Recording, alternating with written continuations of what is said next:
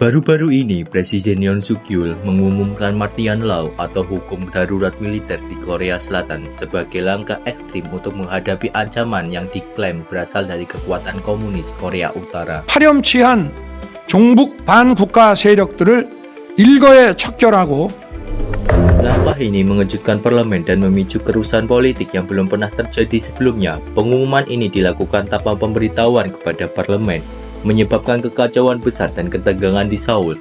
Dalam kekacauan tersebut, terlihat banyak anggota parlemen yang mencoba memasuki gedung parlemen untuk mengadakan pungutan suara, dengan beberapa bahkan melintasi tembok sebagai simbol perlawanan terhadap dekret tersebut. Keputusan Presiden Yoon menimbulkan berbagai reaksi, baik dari dalam negeri maupun internasional.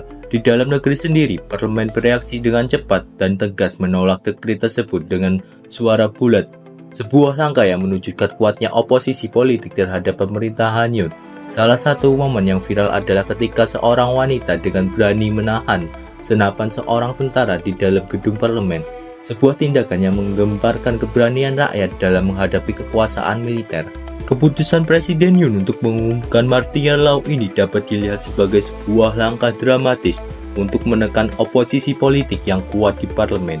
Tindakan ini juga menunjukkan ketidakstabilan politik yang ada di Korea Selatan, di mana konflik antara pemerintah dan oposisi seringkali mempengaruhi kebijakan publik.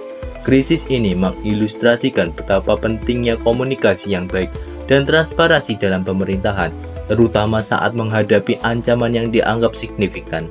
Keputusan ini juga berdampak besar bagi stabilitas ekonomi Korea Selatan. Nilai tukar won Korea naik secara signifikan dan sistem perbankan mengalami gangguan. Banyak warga Seoul merasa ketakutan dan tidak aman selama periode ini, yang menambah tekanan sosial dan ekonomi yang sudah ada. Meski martial law ini hanya berlangsung selama beberapa jam sebelum dihentikan, dampaknya masih terasa hingga saat ini.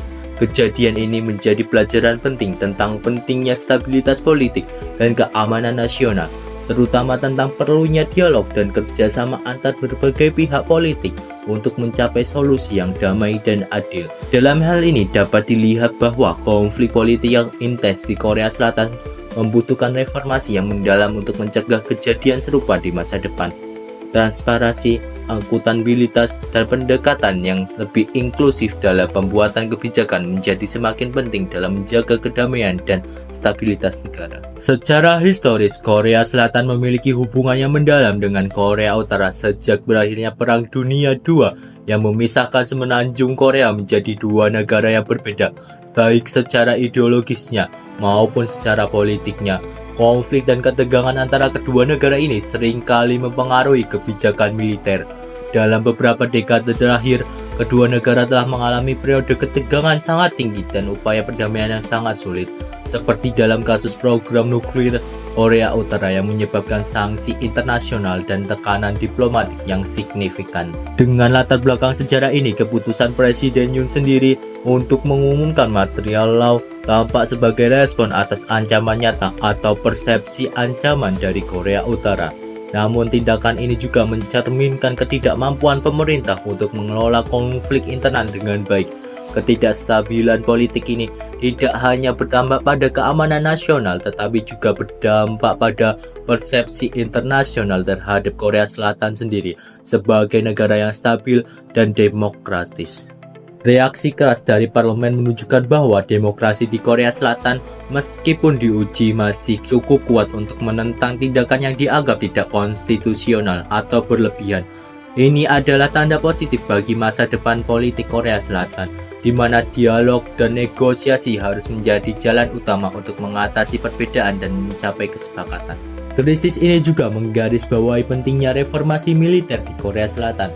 Angkatan bersenjata harus beradaptasi dengan tantangan modern dan memastikan bahwa mereka tidak digunakan sebagai alat politik dalam konflik domestiknya. Hal ini membutuhkan kepemimpinan yang bijaksana dan kebijakan yang fokus pada keamanan nasional tanpa mengorbankan prinsip-prinsip demokrasi.